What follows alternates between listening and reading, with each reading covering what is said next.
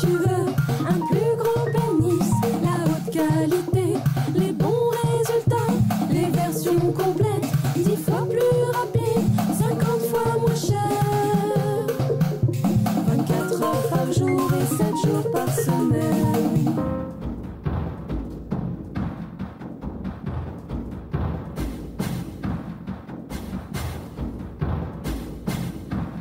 Tout ça, on fait tout ça, on fait tout ça, on fait tout ça, on fait tout ça, ah ah ah ah ah ah ah.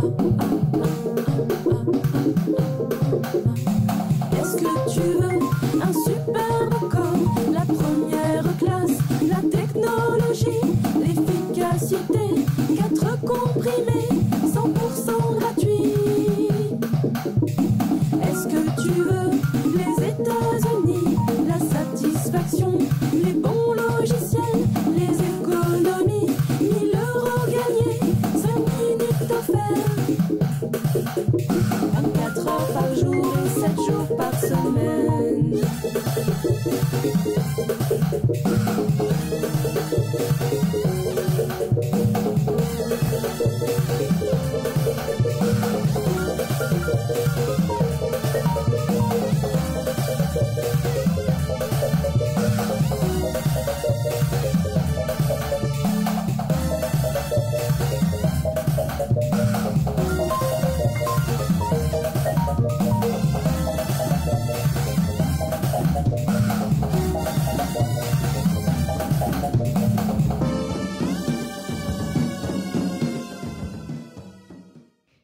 IDFM Radio Anguin 98 de la bande FM. Retour aux sources aujourd'hui. Un retour aux sources avec Marie-France Latronche qui a écrit chez Dervy Voyage vers l'Inde intérieure. Marie-France Latronche a reçu son doctorat sur le Mahatma Gandhi à la Sorbonne. Elle a publié un livre aussi, je crois que c'est en 2000 chez l'Harmattan. Elle est passionnée par l'Inde. Elle se rend souvent dans ce pays dont elle connaît bien la langue, la culture et la philosophie. Elle vit depuis de nombreuses années sur le mont Kuchama, montagne sacrée qui se situe à la frontière entre les États-Unis et le Mexique. Donc elle a publié en 99 exactement un ouvrage, L'influence de Gandhi en France de 1919 à nos jours, et son second livre, Voyage vers l'Inde intérieure, est le récit de son parcours spirituel auprès de son maître Babaji. Elle se consacre actuellement à une étude sur la confluence de pensée entre Henri Bergson et Swami Ramananda. Marie-France Latronche, bonjour. Alors, j'ai oublié de vous monter le micro, donc on recommence. Bonjour. Bonjour. Alors, donc vous êtes en voyage en France pour encore quelques jours. Oui, je repars dimanche. Vous repartez dimanche sur le mont Kuchansa. Pas tout de suite, en fait. Je vais d'abord passer par New York et ensuite, après quelques semaines à New York, je repars à Kuchama, où je vis en permanence. Alors, on va découvrir ce Kuchama. Alors, votre vie est assez particulière puisque vous n'aviez pas tout à fait 15 ans et déjà vous étiez en train de méditer. Ça m'a émue. Je me suis dit, comment, à moins de 15 ans, on peut méditer? Vous étiez d'une famille pieuse. Oui. Vos parents étaient très pieux. Oui, mes parents étaient catholiques. Et en fait, j'ai été baptisée et j'ai fait ma communion. Et en fait, ce sont les circonstances ou le destin, on peut dire, qui m'ont fait rencontrer mon maître spirituel. Mon frère était à Paris et c'est là qu'il avait rencontré mon maître. Et mon frère est revenu au Mans, où je suis née, en me faisant voir la photo de mon maître. Et quelque chose d'inexplicable s'est passé à ce moment-là, c'est qu'en voyant sa photo, j'ai tout de suite reconnu que c'était un être extraordinaire et que je voulais dévouer ma vie à cet être. Et oui, vous avez dit qu'il n'y avait plus aucun doute dans votre âme. Vous avez su alors que vous l'aimeriez et que vous le serviriez à travers la vie et la mort. Et vous avez dit, je suivrai sans S à la fin, sans conditionnel, Babaji pour toujours. Juste en voyant une photo. Juste en voyant une photo, oui. Je sais, c'est un peu extraordinaire. Et en fait, je n'étais pas vraiment à la recherche d'un maître. Et bon, j'allais à l'église de temps en temps. C'est vrai que j'avais un côté spirituel, c'est-à-dire que je croyais en Dieu. Je croyais en Dieu, je croyais à quelque chose qui était plus grand que moi. Mais je n'avais pas encore vraiment donné de forme à cette chose invisible. Et c'est vrai que quand j'ai rencontré mon maître, bon, et ensuite, donc, après avoir vu sa photo, j'ai commencé à faire la méditation. Oui, mais la méditation, c'est bizarre, parce que la méditation, chez les chrétiens, il n'y a pas de méditation 1 heure le matin. Non. Alors, d'où ça vous venait, cela? Alors, la méditation, bon, bien sûr, c'est une partie importante de ma vie quotidienne. Et en fait, je médite, je peux dire que depuis l'âge de 15 ans, en fait, je n'ai jamais cessé de méditer. Et la méditation, c'est une méditation qui se fait le matin, en même temps que le lever du soleil, et le soir, avec le coucher du soleil. Mais ça vous est venu d'où? Ça m'a été enseigné par mon maître. D'accord. Et qui avait été enseigné par son maître, qui s'appelait Swami Ramanand, parce que dans l'Inde, dans la tradition de l'Inde, faire la méditation en même temps que le lever du soleil, en même temps que le coucher du soleil, c'est quelque chose d'assez courant. Parce que la méditation, c'est un moment où on est en harmonie avec l'univers. Et le lever du soleil, le lever du soleil et le coucher du soleil sont bien sûr les moments les plus auspicieux. Alors, on va revenir sur ce Swami Ramananda ou Swamiji, Oui. Qui signifie littéralement félicité de Dieu, qui était donc le maître de Babaji, celui que vous connaissez. Cet homme était né en Inde en 1916 et a quitté son corps en 1952. Lui-même était le disciple de Swami Satyanandaji, on est d'accord, Oui, qui était oui. lui-même le disciple de Swami Dayananda Sarasvati, 1824-1883, donc le fondateur du mouvement de réforme hindou, l'Arya Samaj. Alors, on peut parler un peu de l'Arya Samaj? Oui, au XIXe siècle, en Inde, il y avait un grand mouvement de réforme à cause de la colonisation. Il y avait un grand mouvement contre la colonisation et pour l'indépendance de l'Inde. Et en même temps, donc, les personnes qui étaient pour l'indépendance de l'Inde, en même temps, affirmaient la tradition indienne. Et Dayananda Saraswati, lui, avait créé cette école, enfin l'Arya Samaj, parce qu'il revendiquait que l'Inde devait retourner à ses valeurs hindoues. Il devait retourner aux sources. Retourner aux sources, exactement.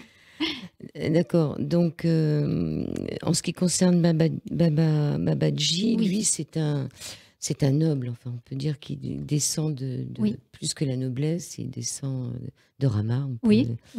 Expliquez-nous un peu. Oui, alors, bon, ça, c'est en fait une grande chance de l'avoir rencontré parce que il est un descendant direct de Ram. Bon, pour ceux qui ne connaissent pas vraiment bien la tradition hindoue, Ram était un roi dans la tradition hindoue. On dit même que c'est un avatar, c'est-à-dire une incarnation de Vishnu, qui est l'un des dieux de la trinité hindoue. On rappelle les trois. Les trois, c'est Brahma, Vishnu et Shiva. Brahma, c'est le dieu créateur.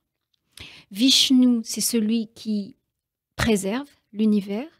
Et Shiva, c'est celui qui détruit l'univers. Parce que dans la tradition hindoue, il y a la conception que l'univers est basé sur un cycle. Et qu'il y a d'abord la création, ensuite la préservation et ensuite la destruction. Le Kali Yuga. Oui, et en ce moment, nous sommes justement dans l'ère du Kali Yuga. Dans l'ère noire. Oui, on peut dire ça. Oui, c'est-à-dire quand les valeurs matérialistes prédominent et que les valeurs spirituelles commencent à se perdre. Alors, on va peut-être rappeler un peu, vous l'expliquez très bien d'ailleurs dans votre livre, qu'est-ce qu'on entend par hindouisme, hein? Ce qui est intéressant, c'est que vous dites que l'indianisme, Jean Varenne, dans un essai consacré au Upanishad, le définit ainsi. L'hindouisme est une religion sans fondateur, sans église, sans nom même, puisque le terme qui la désigne a été imaginé par les Occidentaux. Ça, c'est intéressant de se rendre compte que comment ils parlent de leur religion, les hindous. Bon, bien sûr, il y a l'hindouisme, c'est un ensemble de croyances qui est complètement différent de l'ensemble de croyances tel qu'on l'entend dans le monde occidental. Une chose qui est importante, c'est quand on se rend en Inde, on s'aperçoit que la religion, ou je préfère dire la spiritualité, c'est quelque chose de vivant et quelque chose qui est vécu de manière très différente par chaque personne. C'est-à-dire qu'il y a des personnes qui, par exemple, vénèrent Hanuman, c'est l'un des dieux de l'hindouisme. C'est le singe. Le singe, voilà. D'autres sont dévots de Ram. Ou de l'éléphant. Voilà. D'autres sont dévots de Shiva. Et en fait, ce qui est important, c'est que dans l'hindouisme, ce qui est important, ce n'est pas simplement... c'est pas la forme, c'est ce qu'il y a à l'intérieur de la forme.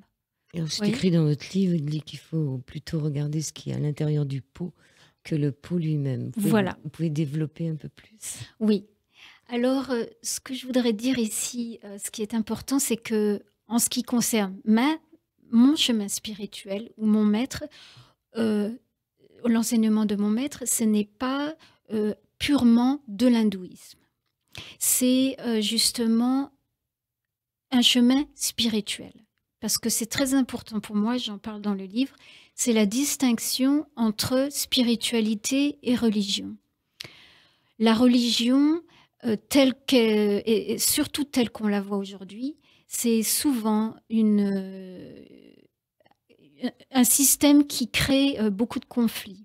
Bon, ça ne veut pas dire que je suis contre les religions, mais je veux dire que je crois plus en la spiritualité, c'est-à-dire que il y a en nous un esprit et que chaque personne a en elle un esprit qui est éternel et que on est sur Terre pour rechercher exactement quel est cet esprit éternel. D'accord. Donc, c'est ce pot dont il parle. Il dit qu'on a tendance en Occident, nous, à regarder les choses à l'extérieur, même à chercher la divinité à l'extérieur. Oui. Et qu'il faudrait mieux aller chercher à l'intérieur. Oui, oui, vous avez bien raison de revenir sur ce point. C'est vrai que, par exemple, dans ma méditation ou dans ma vie quotidienne, parce que ma vie spirituelle, c'est pas simplement faire la méditation, c'est aussi avoir dans sa vie quotidienne une vie qui est saine et pure. On essaie de... Comme l'a enseigné Jésus, en fait, de trouver la spiritualité à l'intérieur de soi. Et donc, de se regarder soi-même. Comme Socrate l'a enseigné aussi, c'est connais-toi toi-même. Et comme Jésus l'a enseigné, c'est le royaume de Jésus est à l'intérieur de nous. Alors, Voilà. il y a une personne qui lui posait une question. Est-il nécessaire de faire la méditation ? Oui. Et donc, Swami Dayananda lui répond, cette existence est comme un pot, elle doit être nettoyée spirituellement 2 fois par jour, donc matin et soir. Et Ramakrishna lui répond, que doit-on faire si le pot est en or ? Et donc l'intérêt de cette histoire, c'est que finalement, Sri Ramakrishna questionne la nécessité de la méditation quotidienne pour une personne déjà réalisée. Est-ce qu'on a besoin de se reconnecter quand on est déjà réalisé ? Mon maître spirituel fait la méditation 2 fois par jour, même si je crois que c'est pas comme moi ou comme beaucoup de gens, il en a vraiment besoin pour son évolution spirituelle. Mais c'est pour lui, je crois, un moment de consacrer au sens littéral, c'est-à-dire c'est un moment sacré où on est uni avec le divin. Donc, le rôle de la méditation, c'est ce moment que l'on consacre au divin. Et puis il dit aussi, elle permet d'éviter l'écueil de l'ego qui se croit au-dessus du besoin de méditer. Voilà. On se pense que quand on est initié, qu'on est assez haut, on n'a plus besoin de se brancher, puisque... Donc ça permet... Et l'ego revient souvent dans ces textes. Oui, tout à fait. Parce que souvent, bon, quand on parle de méditation, il y a des tas et des tas de formes de méditation dont on parle aujourd'hui. Et je sais que beaucoup de gens peuvent être confus par toutes ces formes de méditation. Et en fait, par exemple, une des formes de méditation, on dit qu'il faut éveiller son énergie. On parle souvent de ça. Mais la méditation que je fais, moi, c'est de faire, c'est un peu l'inverse, c'est-à-dire de faire descendre l'énergie. C'est-à-dire que l'on médite pour invoquer l'énergie qui peut descendre en nous. Et donc, c'est une attitude, un peu comme une attitude d'enfant par rapport à sa mère. D'ailleurs, il en parle de l'enfant à sa mère, puisqu'il nous dit qu'il faut être comme un enfant qu'on voit pleurer, qui appelle sa mère, dans le même état d'esprit. Oui. Il y a de très très belles images. Pour en revenir à cette méditation, on peut dire que l'enseignement de Babaji est très très très simple. Il suffit de se brancher 2 fois par jour en prononçant le nom divin. C'est vrai. Alors le nom divin dans le livre, c'est Rama, mais je pense que vous le mettez simplement en Ram. Oui. Hein, il me semble que c'est pas indiqué dans le livre, c'est un cadeau qu'on fait. Donc c'est une lettre, c'est un mantra. Voilà. Donc ça veut dire que pendant 1 heure, vous vous branchez les yeux fermés. Comment ça se passe? Expliquez-moi. Alors, bon, comme vous le dites, c'est vrai que c'est très simple, en fait. Et en même temps, c'est très compliqué. C'est très difficile, disons, pour beaucoup de gens.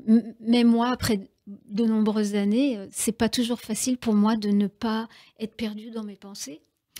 Mais le principal, c'est donc, en général, on fait la méditation avec une flamme. Oui, c'est important. Voilà. Donc, au début de la méditation, on invoque le nom divin.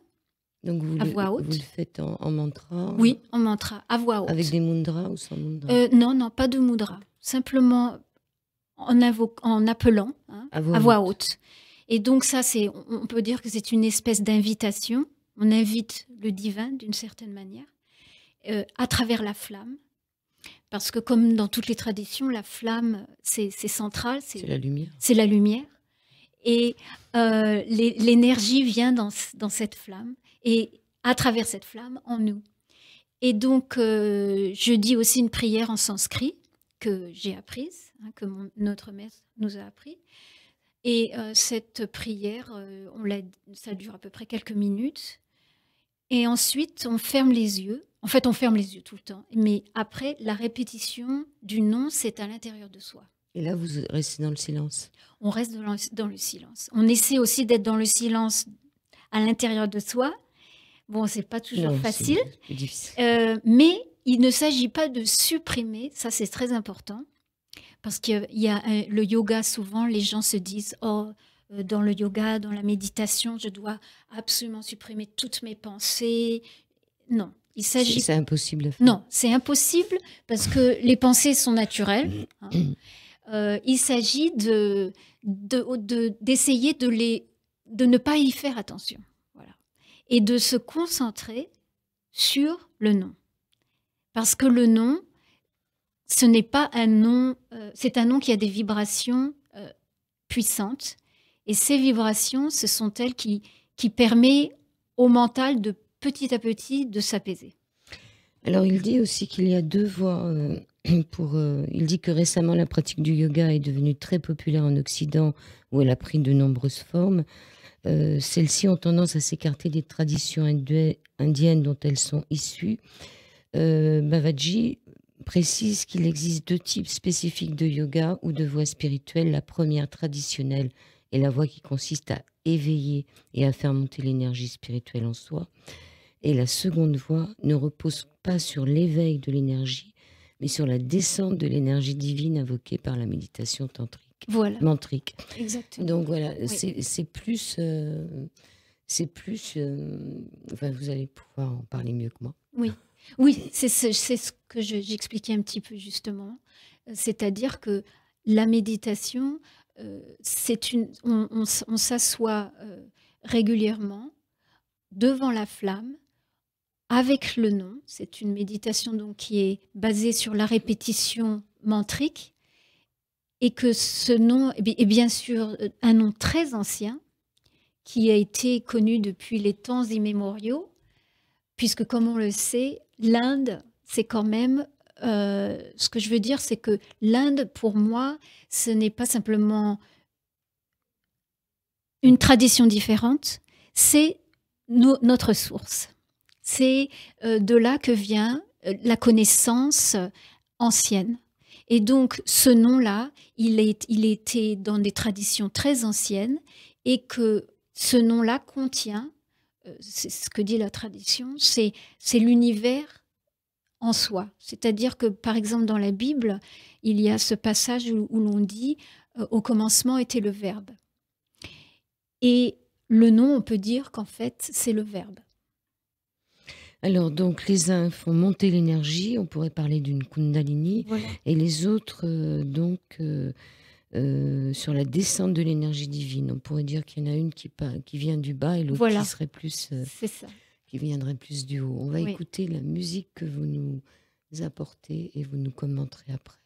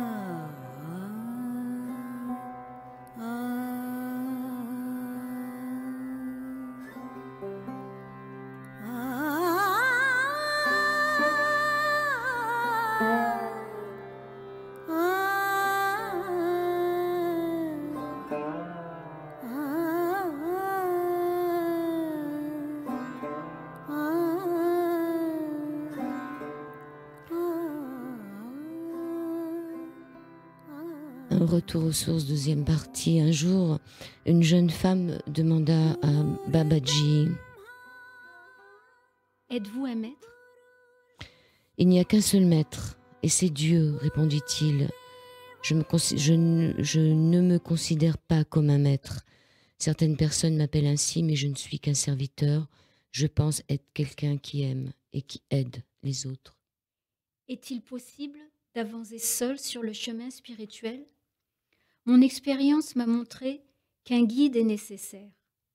Afin d'apprendre la musique, n'est-il pas essentiel de prendre des leçons auprès d'un maître de musique? La même chose ne s'applique-t-elle pas si l'on veut apprendre la danse, la médecine ou toute autre activité? Afin de comprendre la physique, il faut avoir étudié longuement au préalable. La spiritualité n'est-elle pas une science encore plus avancée que la physique? En Occident, il y a souvent des idées préconçues sur ce qu'est un maître spirituel. Swamiji explique clairement que le guide est celui qui permet d'élever la conscience de l'aspirant à un niveau supérieur. Il dit « Il est plus facile d'allumer une lampe déjà allumée que de commencer à faire un feu, et puis d'allumer une lampe. Afin d'apporter l'eau d'une rivière à votre champ, il est plus facile de connecter un champ qui a déjà un canal plutôt que d'en creuser soi-même un nouveau. » Selon lui, le rôle du guide ne se limite pas seulement à montrer le chemin. Comme un jardinier, le guide plante ce qu'il appelle la graine de conscience divine. Puis il l'arrose et la protège. La relation entre le maître et le sadhak est sacrée. Une jeune fille d'une vingtaine d'années semble déprimée et souffrir intensément. Elle vient d'être rejetée par quelqu'un qu'elle aimait. Elle pose la question au maître, elle lui demande « Mon cœur a été brisé et il me semble avoir tout perdu. » L'amour n'est jamais perdu, lui explique Babaji d'une voix réconfortante. Le désir est la seule chose que l'on puisse perdre. Souvent, le désir se déguise en amour, trompant même la personne qui ne parvient pas à faire la différence entre les deux.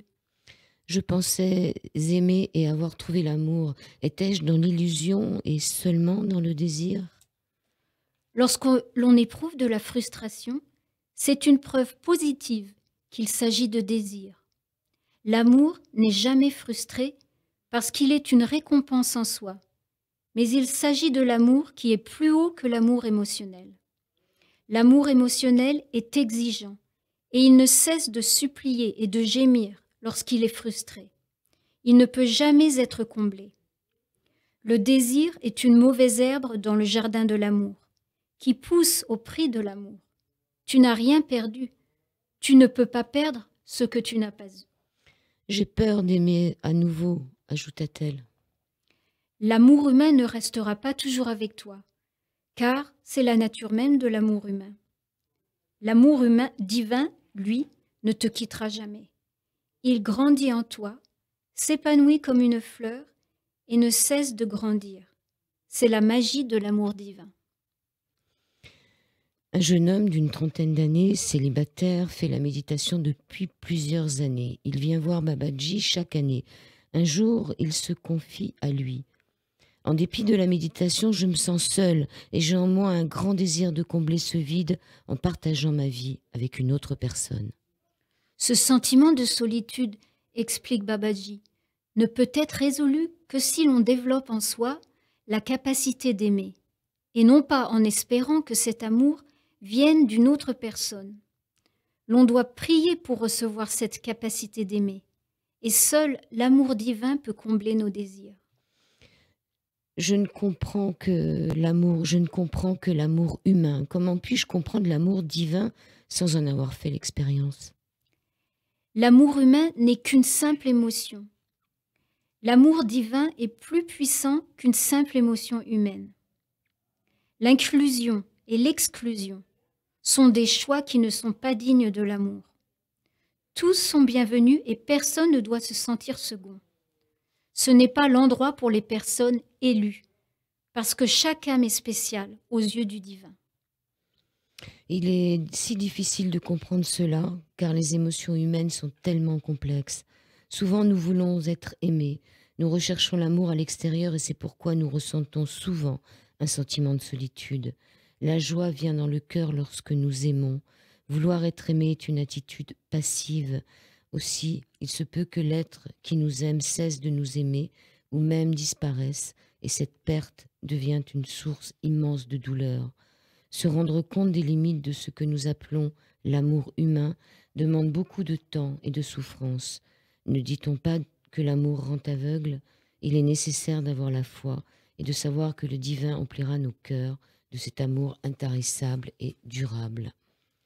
Une femme âgée qui a consacré une grande partie de sa vie à la recherche du divin exprime à Babaji sa crainte de la mort. « Je crois en Dieu, dit-elle, mais pourtant maintenant que l'heure approche, j'ai de plus en plus peur de la mort. » Vous êtes un enfant du divin, la rassure-t-il aussitôt, et vous devez savoir que vous êtes aimé.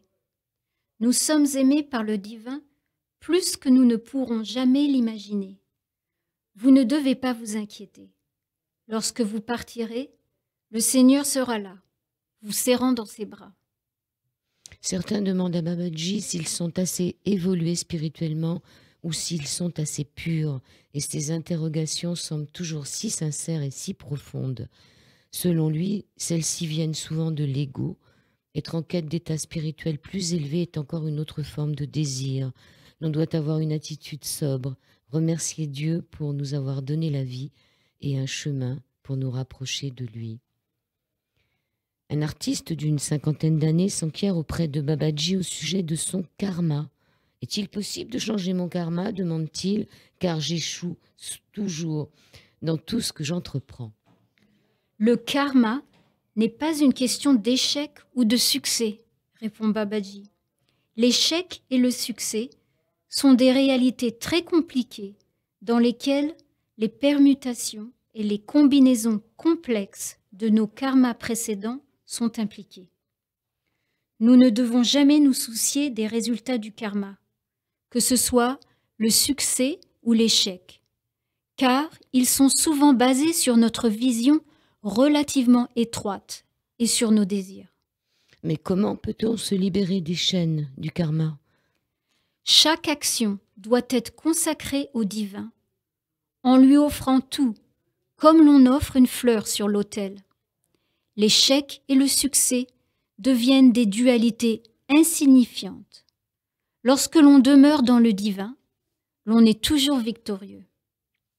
La vie offerte complètement au divin est une série de succès qui culmine dans l'unité avec tous.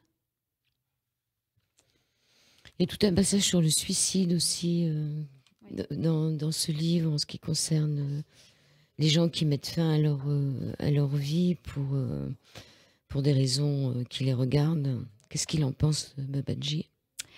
Oui, alors le suicide, bon, comme je l'écris dans le livre, j'en ai eu l'expérience moi-même. J'ai eu une amie très proche qui s'est suicidée.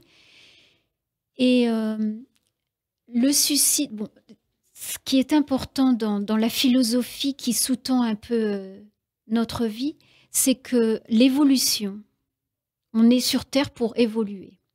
Et que l'évolution, c'est un principe qui gouverne la vie et qui gouverne tout ce qui existe dans l'univers.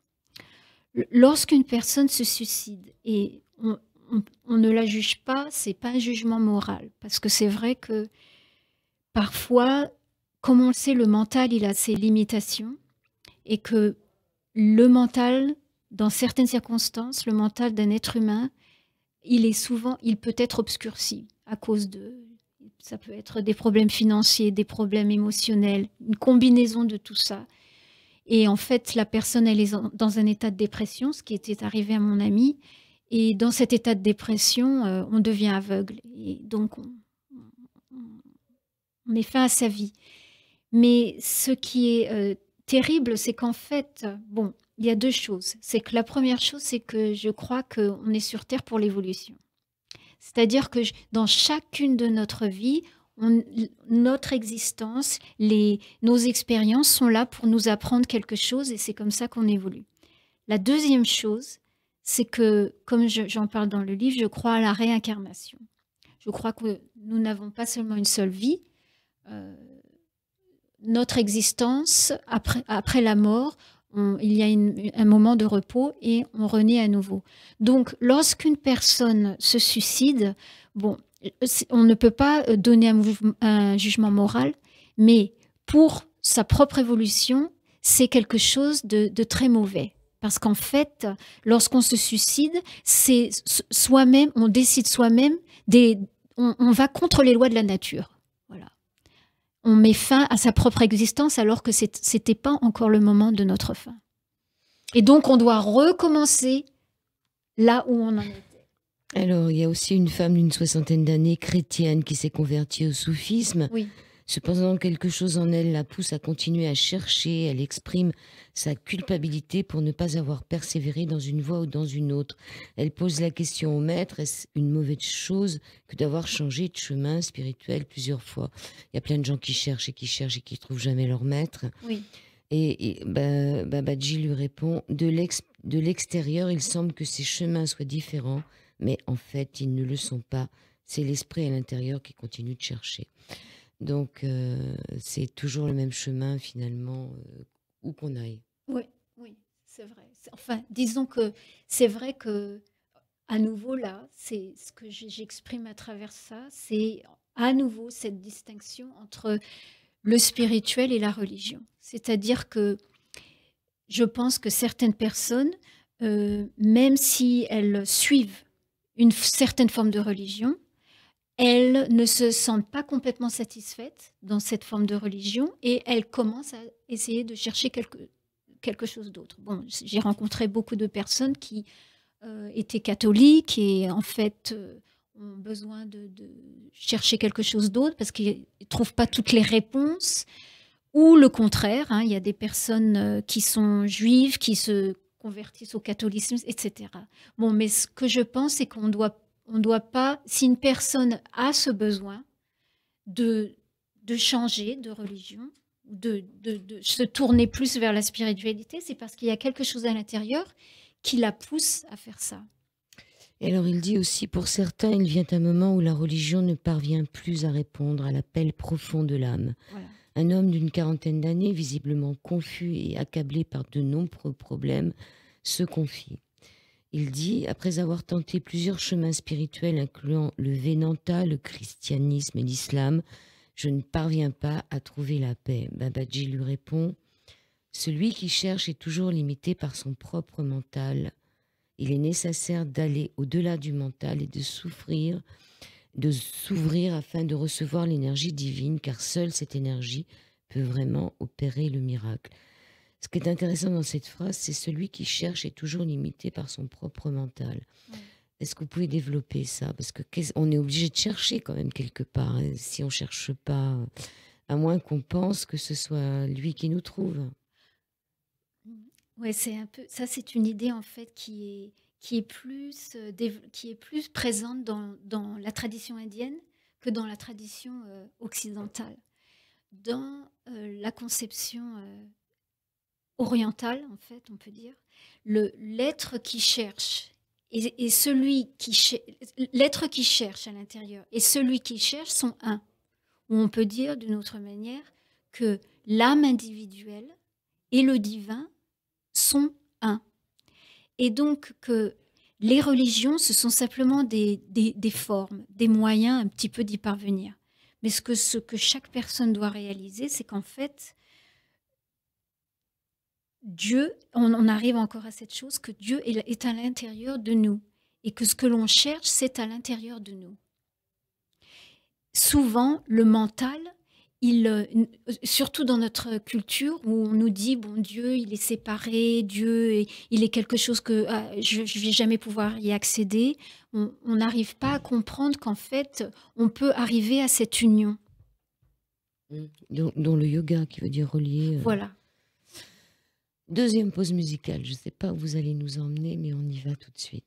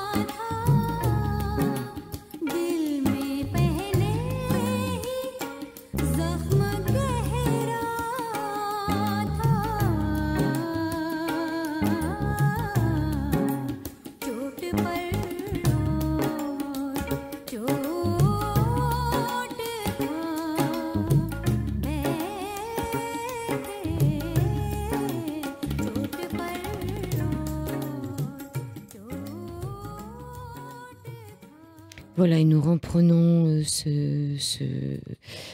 dialogue avec Marie-France Latronche, Voyage vers l'Inde intérieure aux éditions d'Hervy. Pour Babaji, vous dites, pour lui, ce sont tous des enfants de la mer avec un grand M. Il écoute chaque personne toujours avec la même attention, sans formalité, sans distance, comme un père son enfant, comme un ami ou un confident, plus que comme un maître. Il ne cherche pas à imposer un mode de vie ou de pensée. Il donne sa confiance, son amitié et un amour inconditionnel. Cet amour est si puissant qu'il transforme la personne. Comment décrire cet amour? À travers lui, l'énergie divine s'infiltre dans l'autre, entre à travers le cerveau, puis pénètre dans son cœur et dans tous les recoins de son âme. Ses yeux sont capables de percevoir, au-delà des apparences, la réalité et l'essence de chaque être, qu'il soit le plus humble ou un prince, et de toucher cette infime part du divin qui est en chacun, Et vous dites que quand il regarde les gens, il voit dans les gens le divin qui est en eux. Oui, c'est vrai. C'est vrai que c'est difficile à exprimer parce que je pense qu'on peut vraiment le comprendre seulement quand on a rencontré un être comme lui. Mais bon, ça fait plusieurs années que je l'ai vu être avec des personnes et leur parler et rencontrer des personnes.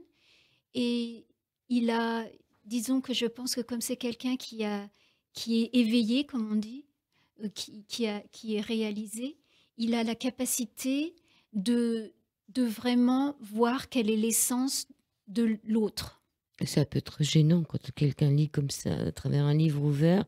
On doit se sentir des fois, on a peur de ses pensées. Non? Oui, je pense que certaines personnes ont peur de leurs pensées, mais je pense aussi que les personnes qui viennent le rencontrer ont besoin de son opinion, de ses conseils, et que donc il est aussi plein de compassion et très humain.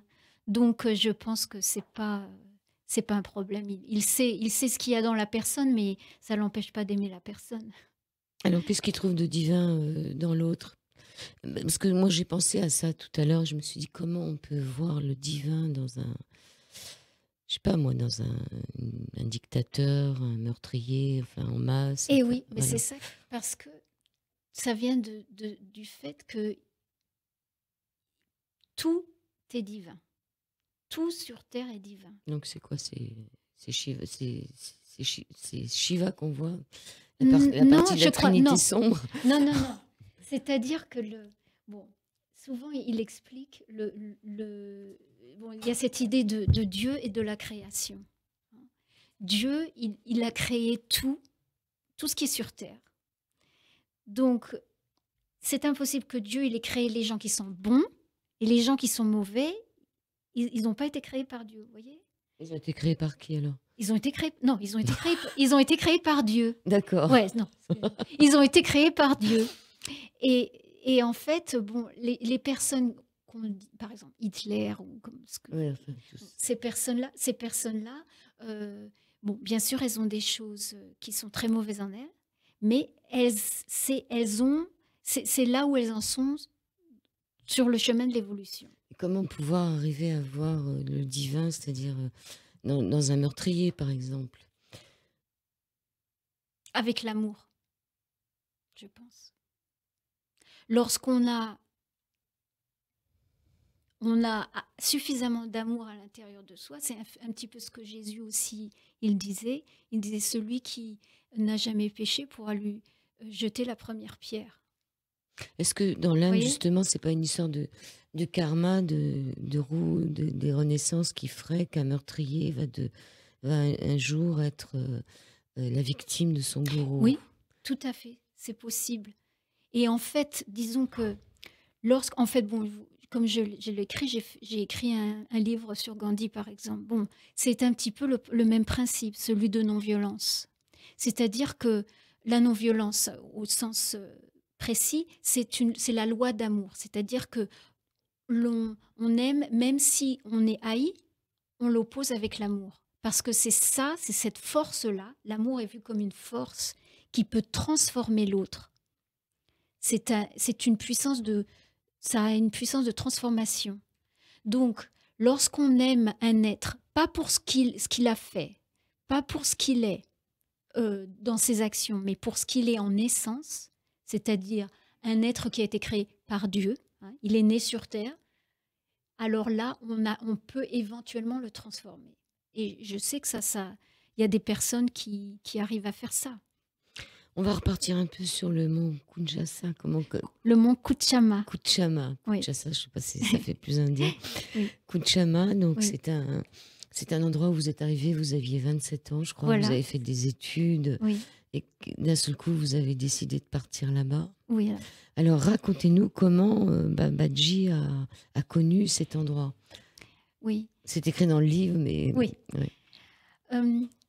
Eh bien, depuis plusieurs années, il avait vu dans un livre une photo d'un mont Kuchama. Et il faisait souvent la méditation dans une certaine direction. Il était attiré pour faire la méditation dans une certaine direction. Et en fait, un jour, une amie lui a apporté une photo et il a vu Mont Kuchama et il a vu que c'était dans la direction dans laquelle il était attiré dans cette méditation. Et donc, il est allé explorer ce Mont Kuchama qui est en Californie, pas très loin de la frontière mexicaine. Et la personne qui avait une maison près du Mont Kuchama s'appelle Evans Wentz. Et c'est quelqu'un qui était très intéressé par la spiritualité. Qui a traduit le livre des morts tibétains. Voilà. Donc, c'est pas n'importe quoi. Non. Et il se trouve que lorsqu'ils cherchaient la maison du Mont Kuchama, ils se sont arrêtés dans une maison. Et cette maison, elle appartenait à Evans Wentz. Parce que Kuchama, c'est une montagne sacrée qui est vénérée par les Indiens d'Amérique. Et qui, depuis des temps très anciens, est un lieu d'adoration.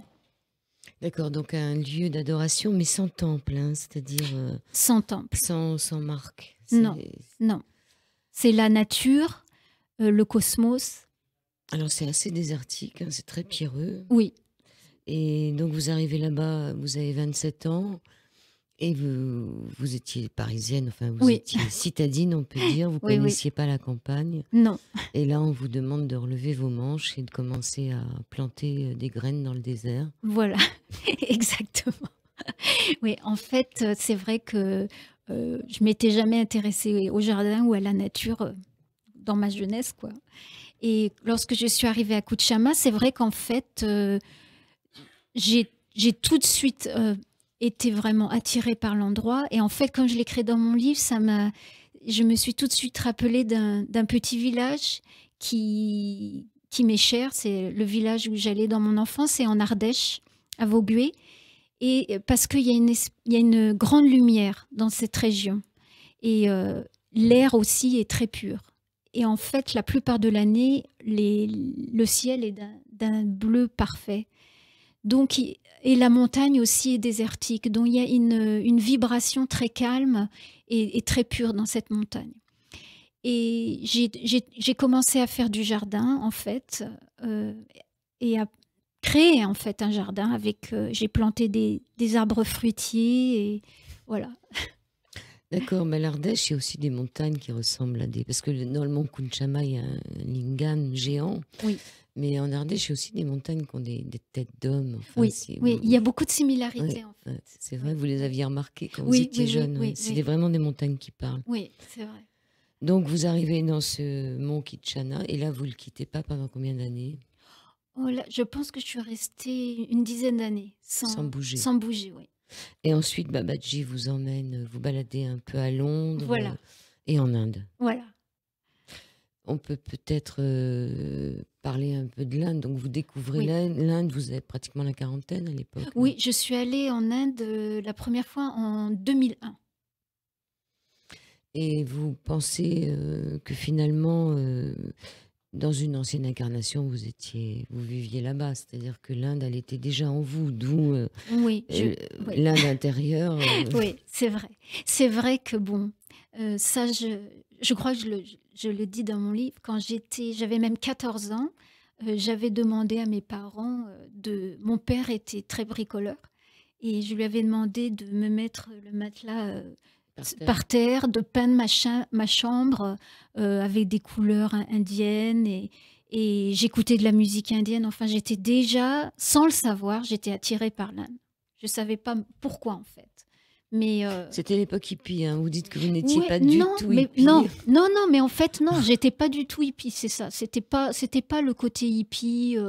Non, c'était simplement j'aimais ce côté simple en fait de la vie indienne.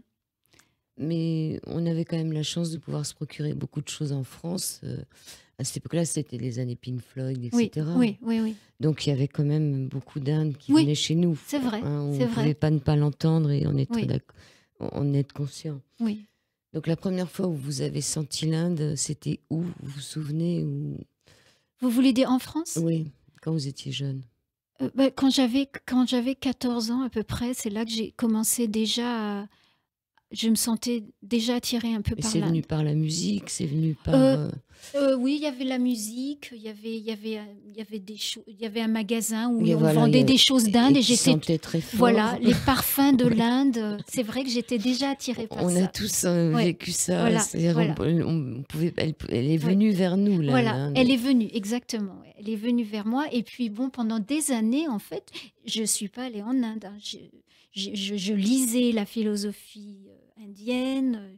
J'ai passé des heures et des heures à étudier Gandhi, à lire la Bhagavad Gita, le Ramayana, etc.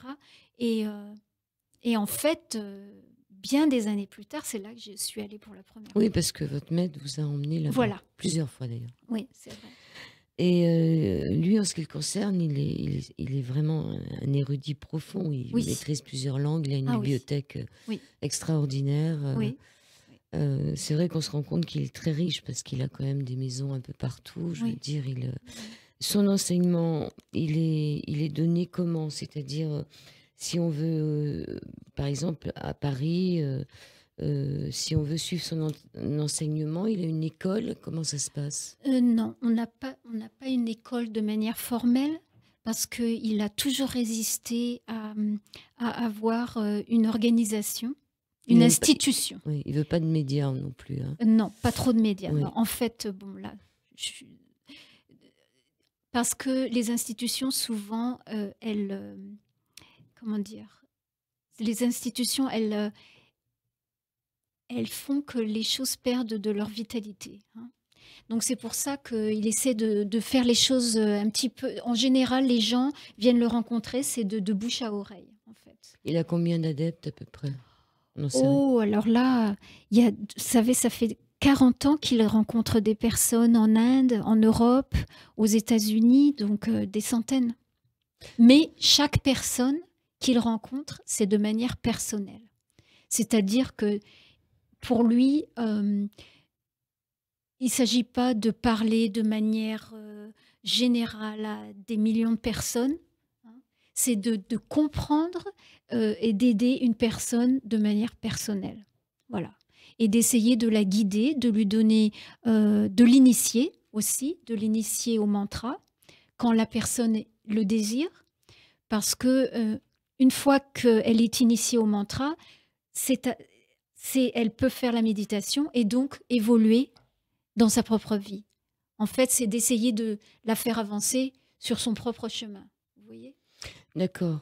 Donc, il a rencontré des personnages très célèbres Oui, il que a vous avez aussi rencontré des personnes célèbres, oui. Et des personnes pas du tout célèbres. Alors, les personnages célèbres qu'on retrouve dans votre livre. Oui. Ben, il y a Kathleen Raine, qui est un grand... Enfin, elle est décédée maintenant, mais c'était un grand poète anglais qui a écrit en fait une autobiographie qui a été traduite en français. Dans son dernier volume, en fait, le dernier volume n'a pas été traduit en français. Ça s'appelle en anglais India Seen Afar. Et dans cet ouvrage, elle parle de sa rencontre avec Babaji, qu'elle appelle Prince Kumar. Il y avait qui aussi? Et le Prince Charles. Le Prince Charles, oui. Qu'il a rencontré aussi par l'intermédiaire de Kathleen Raine. Et puis en Inde, il est allé sur les pas de poètes disparus. Oui, oui, il connaissait en fait. Il était avant de devenir un maître. En fait, il était poète. Il écrivait de la poésie en hindi. Et lorsqu'il est venu aux États-Unis, il était professeur de philosophie à la Columbia University, l'université de Columbia. Mais quand il était jeune, adolescent, en fait, il avait découvert la poésie d'un grand poète hindi, qui écrit en hindi, la langue de l'Inde, et qui s'appelle Niralaji. Est-ce que c'est lui qui, pour la première fois, a écrit en prose? Oui, oui, c'est lui qui, pour la première fois, écrit en prose, et c'est un poète vraiment très célébré par l'Inde. C'est un très, très, très, très grand poète. Et mon maître a passé beaucoup de temps auprès de lui. Alors, il vit où maintenant, Babaji? On peut dire qu'il vit à Kuchama de manière plus permanente, mais en fait, bon, quand il n'est pas à Kuchama, là, en ce moment, nous étions à Paris. Il était là? Oui. Ah, bah oui, zut, oui, oui. alors. Il n'est plus là. Non, il est encore là jusqu'à dimanche. Ça donne envie de le rencontrer. Oui.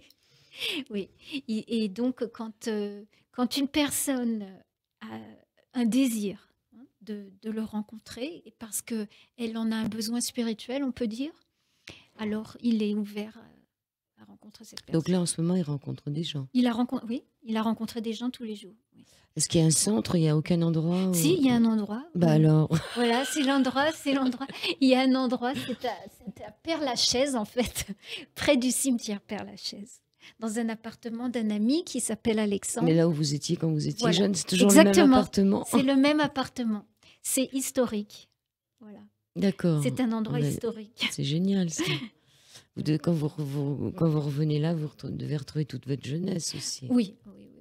Ça doit faire plaisir de temps en temps. Ça fait plaisir, oui. Après, on ira se promener un peu en Inde. On va écouter la dernière pause musicale.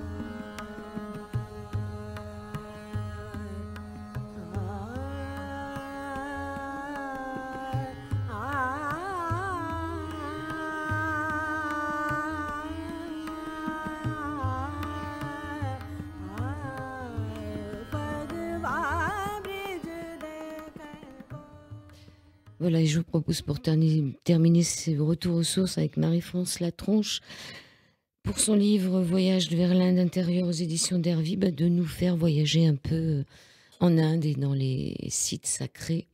Hein, j'ai vu qu'il y a des villes qui s'appelaient Bénarès ou Calcutta qui ont changé de nom. J'étais même pas au courant, je suis nulle. Donc, qu'est-ce que vous pourriez nous faire visiter là pour ces minutes qui nous restent dans ces sites sacrés? Qu'est-ce que vous avez découvert et où pouvez-vous nous emmener? Je commencerai par ma ville préférée, en fait, qui est Varanasi, qui est le nom de Bénarès. Hein. En Inde, on a changé les noms et Bénarès est devenu Varanasi. Donc, Varanasi, c'est l'une des villes les plus sacrées de l'Inde et aussi l'une des villes les plus anciennes de l'humanité. Et c'est une ville sacrée parce que on dit aussi que c'est la ville de Shiva, du dieu Shiva. Et ce qui est vraiment fantastique dans Varanasi, c'est que ce que je décris dans mon livre, c'est tous les soirs devant le Gange, il y a une cérémonie qui s'appelle l'arti. L'arti, c'est un mot en sanskrit qui veut dire offrande de lumière. Et tous les soirs... C'est les lampes à huile. Voilà, exactement. Ce sont des lampes à huile. Et tous les soirs, depuis des siècles, il y a des brahmanes. Hein, des brahmanes, ce sont les prêtres dans la tradition hindoue qui vont sur le Gange et qui ont des huiles, des lampes à huile. Et qui les font tourner. Qui les font tourner. La cérémonie dure pendant 1 heure. Et ils les font tourner devant des images, non? Oui, devant des images, mais surtout devant le Gange. Hein, parce que le Gange, c'est le fleuve le plus sacré pour les hindous et il y a une grande vénération pour le Gange. Et Varanasi, c'est un lieu où les hindous, pensent que lorsque, par exemple, elles meurent à Varanasi, c'est une croyance, ils pensent qu'ils vont être libérés. Oui, un lieu d'incinération. Voilà. Donc, on voit ces corps sur des collines, voilà, enveloppés dans des draps de couleur, c'est ça, ou blanc? Oui. Alors ça, c'est quand même une expérience pour un occidental, je pense. Parce que dans notre monde occidental, la mort, elle est taboue et on ne la voit jamais. Alors que à Varanasi, il y a des ghats. Les ghats, ce sont des des escaliers qui sont tout le long du Gange, hein. Et il y a un ghat qui s'appelle Manakarniga Ghat, et c'est là que l'on incinère, qu'on brûle les corps. Et pratiquement toute la journée, aussi pendant la nuit, les corps sont transportés dans les petites ruelles, hein, parce que Varanasi, c'est une ville très ancienne, donc les ruelles sont très étroites, et les corps sont transportés, ils sont enveloppés par des tissus de très belles couleurs, et les personnes qui portent le corps chantent un chant en même temps qu'ils portent le corps, et ils apportent le corps et le font brûler. Donc on peut dire que ce crématoire marche jour et nuit? Oui. Et que c'est pour beaucoup d'hindous, c'est pratiquement un pèlerinage. C'est le dernier pèlerinage, en fait. Donc est-ce qu'ils sont brûlés avec le drap autour ou... Oui. Avec le drap autour, on le met sur un bûcher. Et il y a des gens qui apportent du bois tout le temps et qui font incinérer le corps. Et est-ce qu'il reste pendant l'incinération, les proches, non? Oui. Les proches restent pendant l'incinération. Oui. Parce que l'incinération, c'est quelque chose de sacré, hein. Ce qui était à la terre revient à la terre. Vous voyez? Oui, parce que ça donne des cendres. Voilà. Et ils ne ramènent rien après. Souvent, on met les cendres, justement, ils mettent les cendres dans le Gange. D'accord. Ouais. Est-ce qu'il y a un laps de temps entre le moment où on décède et le moment où on peut être incinéré? En général, dans la tradition hindoue, on essaie d'incinérer le plus rapidement possible. C'est pas les 3 jours des chrétiens. Non. On essaie d'incinérer rapidement. Parce que quand on incinère, de cette manière, le corps est libéré. D'accord, mais l'âme, parce que chez les chrétiens, on dit qu'il faut attendre 3 jours pour que l'âme puisse se libérer du corps sans être... je parle de l'incinération, bien sûr. Oui. Non, là, on pense qu'une fois que l'on est mort, enfin qu'on est déclaré mort, le corps, il n'existe pas. Enfin, l'âme peut partir immédiatement. Bon, on va quitter l'ancien Bénarès, dont j'ai oublié le nouvel nom. Oui. On va partir à Calcutta, qui s'appelle comment maintenant? Oui. Maintenant, ça s'appelle Kolkata. D'accord. Oui. Alors, à Kolkata, qu'est-ce qui se passe? À Kolkata, c'est une ville, comme beaucoup de villes indiennes, c'est une ville pleine de foule, pleine de vie, et c'est une ville où il y a énormément de temples. Et il y a par exemple il y a l'endroit où Mère Teresa avait les gens dont elle s'occupait. C'est l'endroit le plus pauvre, on dit, de l'Inde, non? Oui, c'est pauvre, oui. C'est l'un des endroits les plus pauvres. Mais en même temps, c'est un endroit qui est très, très vibrant. C'est ça qu'on ne sait pas beaucoup en Occident, c'est qu'en Inde, il y a une certaine image que les touristes ont de l'Inde. Et puis, il y a l'Inde réelle, en fait. Et par exemple, Calcutta, c'est une ville qui, intellectuellement, est très, très, très avancée. Il y a beaucoup d'écrivains, énormément de musique. Bon, bien sûr, quand on est un touriste, on va dans les rues et on voit beaucoup de pauvres dans les rues. Mais il y a aussi une grande culture à Calcutta. D'accord, donc à Calcutta, vous avez vu quelle image il vous en revient en dehors de tout ça? Qu'est-ce que vous avez visité? J'ai visité beaucoup de choses. Entre autres, j'ai visité la maison de Rabindranath Tagore, parce que Rabindranath Tagore était de Calcutta. J'ai visité aussi la maison d'un grand révolutionnaire indien qui s'appelait Subhas Chandra Bose, qui était un contemporain de Gandhi, qui est beaucoup moins connu que Gandhi. La plupart des gens ne le connaissent pas, mais en fait, c'est une figure de l'Inde qui est extrêmement importante, parce que c'était aussi un grand révolutionnaire. Et il est mort, donc il n'a pas pu accomplir ce qu'il voulait accomplir, ce qui était l'indépendance de l'Inde. Et lui, il était révolutionnaire non violent aussi ou... Non, justement. Non. Il avait les armes, c'était un guerrier, comme on appelle ça, un kshatriya. Un kshatriya. Donc, oui. C'est un révolutionnaire. Non, il était un petit peu opposé aux méthodes non violentes, en fait. On va remonter le Gange, on va aller jusqu'aux sources du Gange. Oui. Jusqu'au Tibet, pratiquement, et en bas de l'Himalaya. Oui. Alors, il y a une ville qui est aussi sacrée de l'Inde, ça s'appelle Haridwar. Et bon, c'est une ville aussi qui est importante pour moi parce que c'est là qu'il y a un endroit où a été construit un ashram, enfin, qui s'appelle Sadnadam. Et c'est là que le maître de mon maître, Swami Ramananda, a vécu pendant pas mal de temps. Et donc, de temps en temps, je vais dans cet endroit qui est un endroit très calme et où on peut vraiment se recueillir. Et vous avez été aussi visiter les parents et la ville de naissance Oui. de Babaji. Oui. Et là, vous avez été accueillie comme une reine. Oui, oui. Alors là, je dois dire que c'est vrai que cette expérience en Inde, dans le village, ça a été une de mes expériences les plus belles en Inde. Parce que lorsque l'on va dans les grandes villes ou même dans les villes sacrées, on est toujours quand même un petit peu toujours à l'extérieur. Alors que lorsque je suis allée dans le village de l'Inde, on peut dire que l'essence de l'Inde, même aujourd'hui, c'est l'Inde des villages. Et que le village que j'ai visité, ça s'appelle Sapnavat, et c'est le village ancestral de mon maître. Donc toutes les personnes le connaissaient, et comme j'étais avec lui, tout le monde m'a accueilli comme un membre de la famille. Et cela m'a permis de vivre pendant quelques jours la vie de village en Inde, qui est une vie très simple, mais en même temps pleine d'amour et de joie. Alors vous terminez votre livre en disant « Depuis longtemps, je me pose la question, pourquoi suis-je sur Terre ? Quel est le but de mon existence ? Comment puis-je poursuivre ma quête vers le divin ?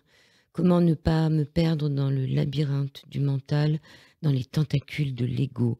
Je commence à comprendre que l'amour pour toutes les créatures est la voie vers Dieu, car il est en toute créature.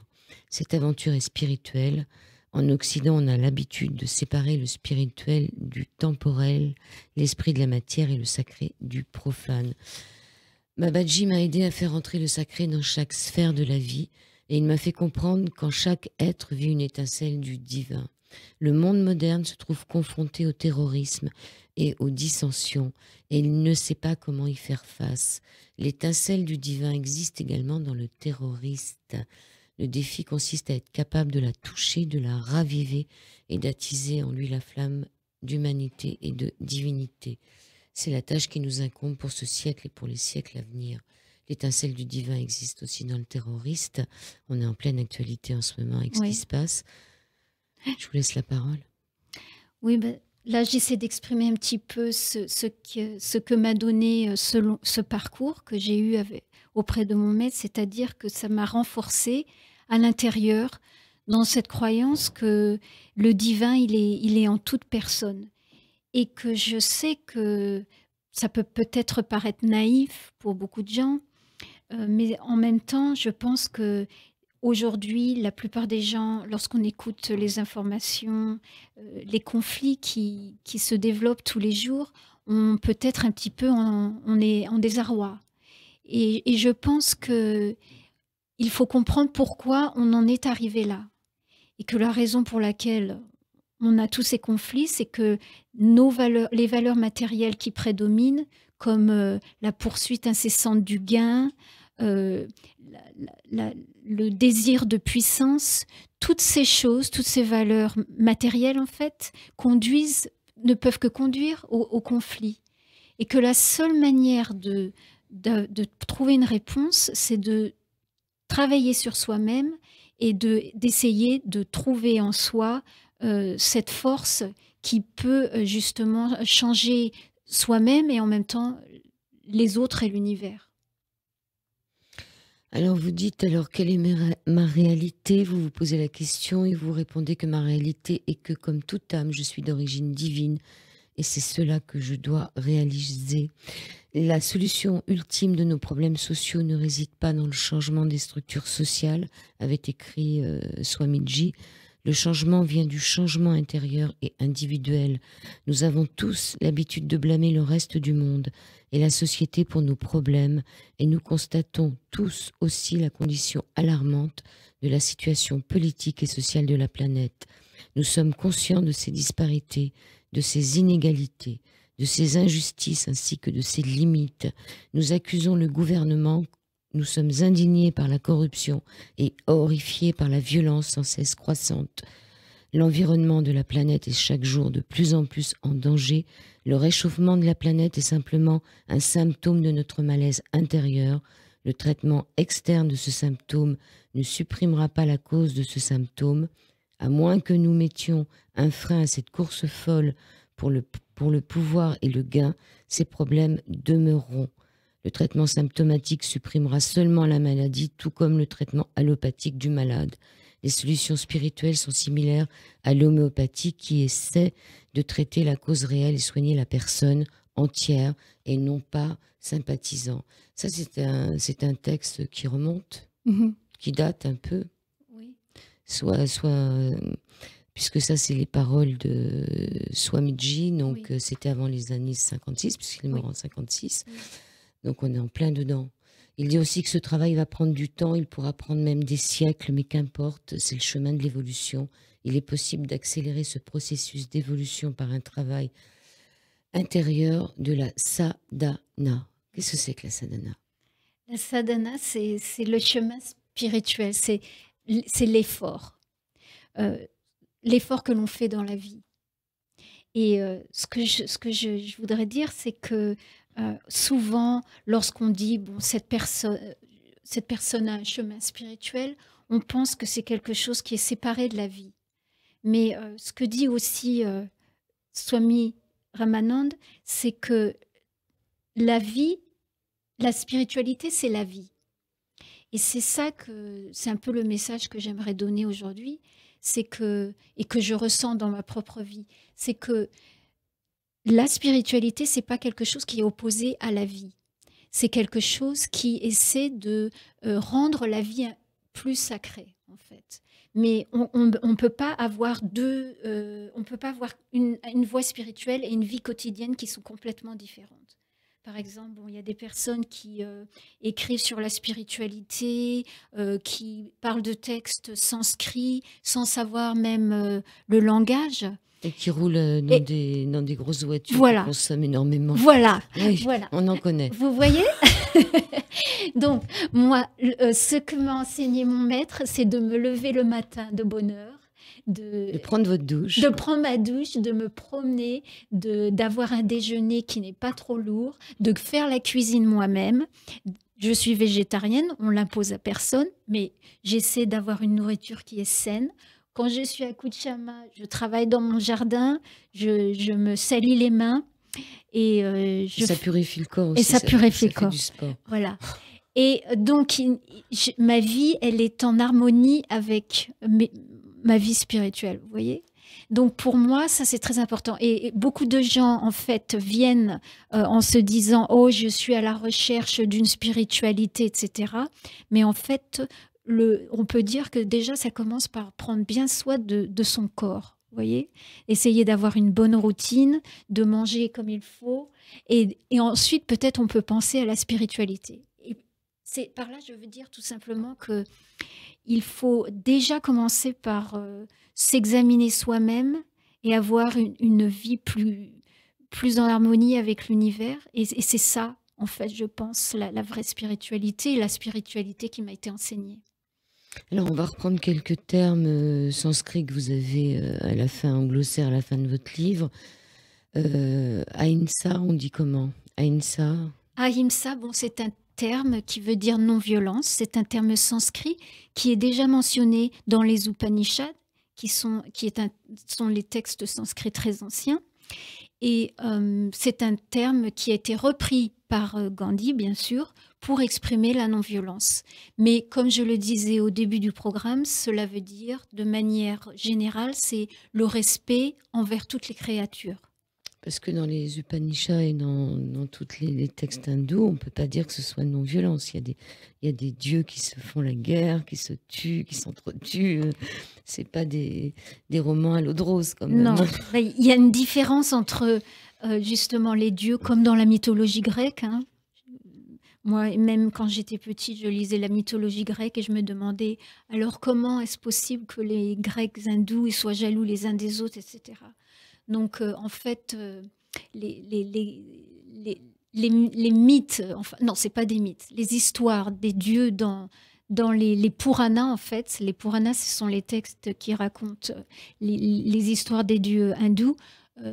C'est pas, ce sont des histoires qui essaient un petit peu de faire comprendre les problèmes que les humains ont. Alors, Ananda, Alors, Ananda, ça veut dire la félicité, la joie. la joie. On a aussi donc Atman. Alors, Atman, c'est l'âme, le soi. Et comme je le disais, l'Atman, c'est l'âme individuelle qui essaie de s'unir avec le Brahma, qui est le créateur. Si vous pouviez rappeler ce que veut dire aussi Dharma, parce qu'on en parle beaucoup sans vraiment savoir ce que c'est que le Dharma. Oui. Le Dharma, ça veut dire la loi. Et en fait, chaque personne a un dharma, c'est-à-dire un devoir à remplir. Un peu comme une thèse à soutenir aussi. Hein. Oui, on peut dire ça aussi, oui. Alors, dans les mots qu'on entend aussi, donc le Hatha Yoga, c'est plutôt un yoga d'exercice physique. Oui. Jhana, c'est la connaissance. Hein. Il peut y avoir le Jhana Yoga, Voilà. qui est le yoga de la connaissance. Vous voulez revenir un peu sur le karma? Oui, en fait, c'est bien de revenir sur le karma yoga parce que, en fait, quand je disais que la spiritualité, c'est d'avoir une vie qui est en accordance avec sa spiritualité, l'enseignement de mon maître, on peut dire que c'est le karma yoga dans un sens où l'action, c'est ça qui est important, c'est l'excellence dans l'action. Alors après, qu'est-ce qu'on a comme mot? Et qui est aussi l'enseignement de Krishna dans la Bhagavad Gita. On a donc la Kundalini Yoga, qui est une discipline spirituelle qui consiste à faire élever l'énergie endormie à la base de la colonne vertébrale. Oui. C'est pas du tout ce que vous faites, vous, Non. parce que vous faites plutôt descendre Voilà. le divin en vous. Le Lingana, symbole d'adoration du dieu Shiva. Le Lingam, on dit que c'est aussi la représentation du phallus. Hein. Oui, c'est ce qu'on dit, mais en fait, C'est plus compliqué. c'est beaucoup plus compliqué. C'est plus l'énergie divine. L'énergie masculine ou féminine? Non. Shiva, en fait, il est masculin et féminin. C'est les deux à la fois. Comme d'ailleurs, dans Shiva, il est représenté comme masculin et féminin. D'accord. Parce que Dieu est au-delà de ces différences. Oui. Alors, un mantra. Oui. C'est quoi un mantra au juste? Alors, le mantra, c'est très important. Le mantra, c'est un nom qui a des vibrations. C'est un son. C'est un son qui a des vibrations. Et lorsqu'on parle du nom divin, c'est-à-dire qu'il y a des vibrations très puissantes. Il est 15h24, on va se quitter. Donc, pour retrouver Babaji, la meilleure manière, c'est... Mais ce serait j'ai un compte Facebook, donc on peut m'écrire sur Facebook. Marie-France ou d'écrire à Latronche. l'éditeur d'Hervy. Ou d'écrire à Dervy. Donc, vous, c'est Oui. Dervy Édition. Dervy Édition. Ce livre... Et donc, ils m'envoient un email et je peux leur répondre. D'accord. Ce livre, c'est Voyage vers l'Inde intérieure. Vous appelez Marie-France Latronche et c'est aux éditions d'Hervy. Juste quelques mots pour, on peut dire, namasté. Namasté. C'est pas une bonne conclusion. Si, C'est quoi le namasté? Non, namasté, ça veut dire bonjour en général. Oui, On ça dit veut, namasté. ça veut dire bonjour, mais ça veut dire aussi... Je peux dire JJ. C'est quoi JJ? J, c'est victoire. Avec les mêmes... Victoire. En mettant les mêmes mains que Voilà. le namasté. Voilà. Alors JJ, ça veut dire victoire. JJ, ça veut dire victoire. Eh ben Donc, voilà. on peut dire JJ. Eh ben, on va dire JJ, que la victoire soit avec vous. Voilà. Et avec votre esprit. Faut que ça parte.